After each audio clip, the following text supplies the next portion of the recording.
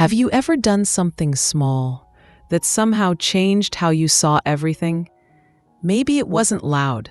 Maybe no one even noticed. But inside, it felt like a quiet shift you'd been waiting on for years. I didn't tell anyone.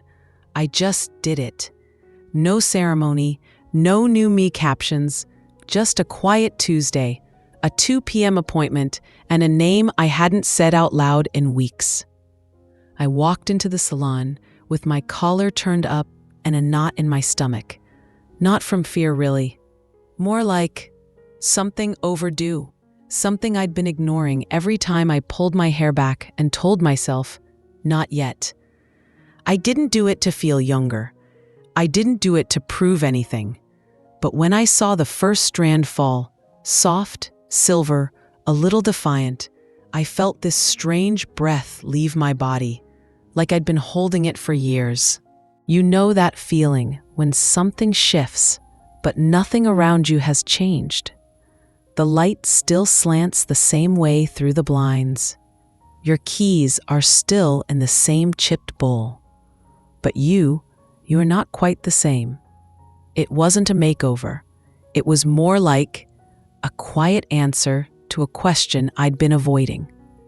One I couldn't quite name, only feel, especially in the quiet. And if you've ever felt that quiet pull, you're not alone.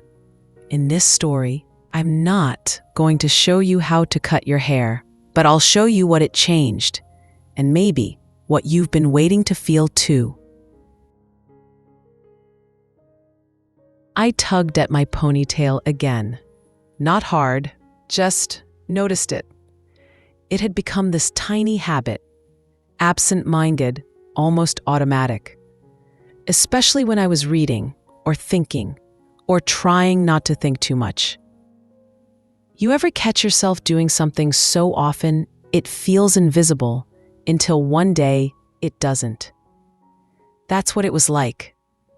One morning, in line at the pharmacy, I caught my reflection in the glass of the fridge door. Not a full view, just a slice, my neck, the curve of my jaw.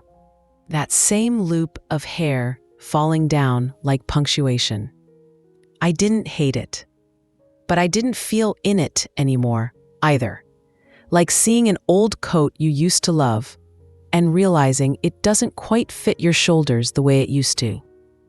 I used to cancel lunch plans just because my hair wouldn't sit right that morning. I never said it out loud, but part of me thought, if I don't feel like myself, maybe I shouldn't be seen at all. A few days later, I saw her. Woman in her 50s, maybe early 60s. Short salt and pepper hair. No makeup, just a navy scarf and a grin like she didn't owe anyone an explanation. And something in me blinked, like a quiet click inside my chest. Not jealousy exactly, more like recognition. I don't even know if her haircut was flattering, but it was hers. It didn't look like she was trying to hold on to anything. And for the first time, I wondered, what would that feel like? Not trying so hard, not arranging and smoothing and covering, just letting something go, and maybe letting something show. It wasn't the haircut I wanted. It was the quiet sense of permission that came with it. Have you ever seen someone, a stranger, and thought, she looks like the version of me I've been hiding? I knew it was just hair. Hair grows back. You can pin it up, color it, curl it. It shouldn't have felt this big. But then I thought, what if I hate it? What if I look in the mirror and don't recognize the woman staring back? What if I look older? Or like I stopped trying? Or worse, like I'm trying too hard? What if people think I'm going through something? What if they're right? And then the thoughts came faster, messier. What if I miss my old self? What if I can't get her back? What if this tiny decision unravels something I've been holding together for years? It sounds dramatic, I know that. But in my head, it wasn't just a cut, it was a shift, a letting go. And that's terrifying, because maybe I didn't really want short hair. Maybe what I wanted was to feel different without looking too different, to feel free without having to explain why. My mother used to say, "Don't cut it short. You'll look tired, hard." And for years I carried that like a silent rule. Be neat, be pleasing, be easy to look at, but not too noticeable. I don't blame her. She was told the same things. But sometimes I wonder how many parts of myself I've edited down just to stay acceptable. I even pictured it, standing in front of the mirror, freshly cut, blinking hard, trying to convince myself it was fine. And if I didn't like it, then what? That was the moment I nearly didn't go. I almost called to cancel, told myself, it's not the right time, maybe later, maybe never. Because the fear, it wasn't about the hair. It was about who I'd be once it was gone, and whether I'd still feel like me. What quiet rules did you grow up with? And do they still serve you now? I didn't tell her I wanted it short.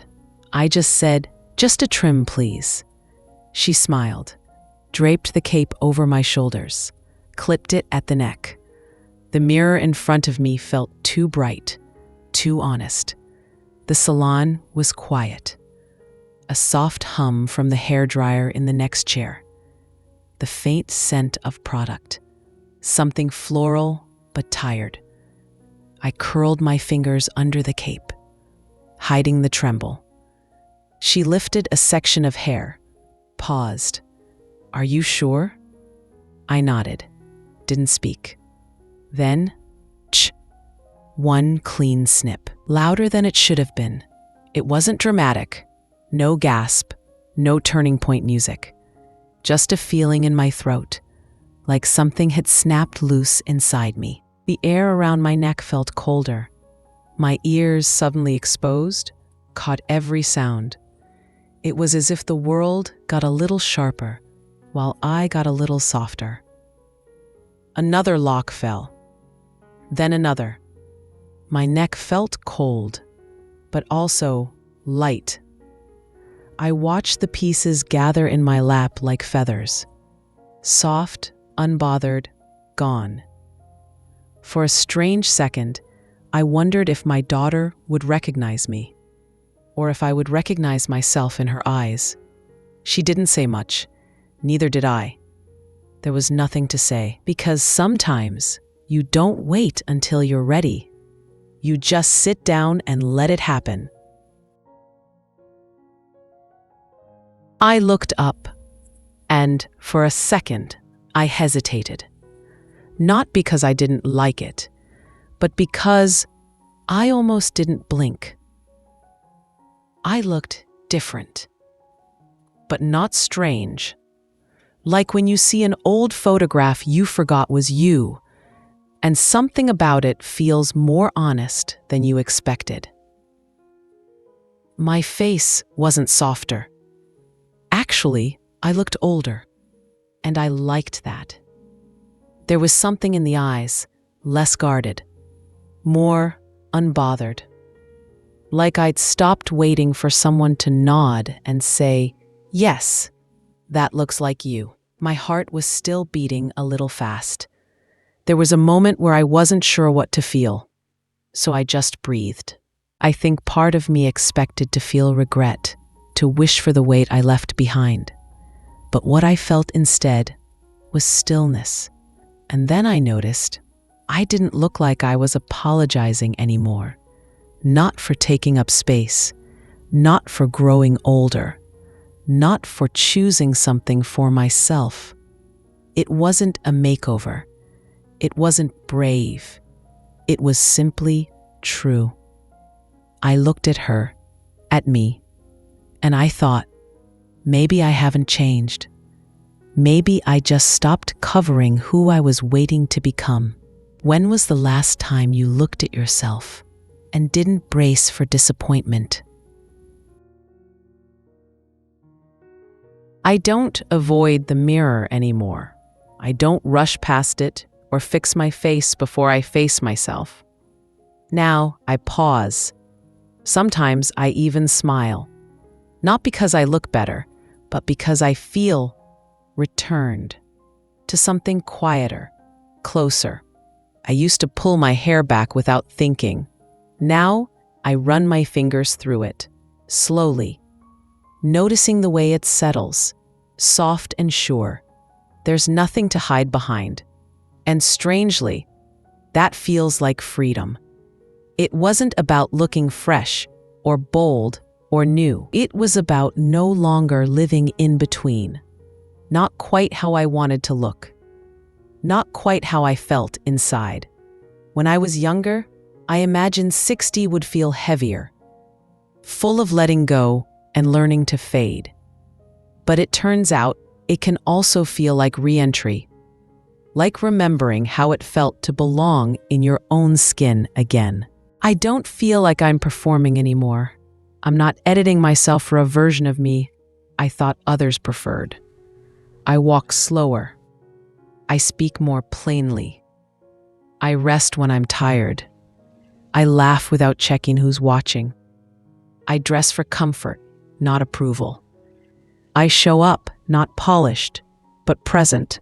And somehow, that feels more beautiful than it used to. I'm not trying to impress.